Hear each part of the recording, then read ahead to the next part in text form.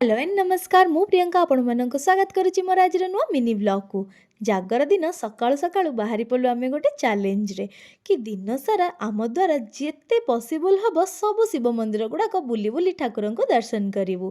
तो प्रथम आम गोटे शिव मंदिर रे ठाकुर को पूजा सारी द्वितीय बाहरी पड़ू गोटे मंदिर को। से मंदिरटा ना पूरा पहाड़ उपरे थिला आ ताकू जीवा पई एमती सब पहाच गुड़ाक बनाइतला। एते सारा पहाच चढ़ी चढ़ी मोर तो हालत पूरा खराब हो गला। पाहाचर अधा बाट चढ़ला पर देखिलु कि पाहाच तो सेठी सरी जाइछि आ किछि बाट हमको ट्रेकिंग करिया को पड़िबो। फाइनाली पहाड़ ऊपर चढ़ला पर आमे पहुँची गलु शिव मंदिर टी आ सेठी जाई पहुँची पूरा बिना गहली रे शिव को दर्शन कलु आ पूजा भी कलु। तापर आमे बाहरी पड़लु पुणी आउ शिव मंदिर बुली जिबा पई। पूरा ब्लॉगटा बड़ होतिबारु मको छोट छोट पार्ट करिकी शेयर करूची।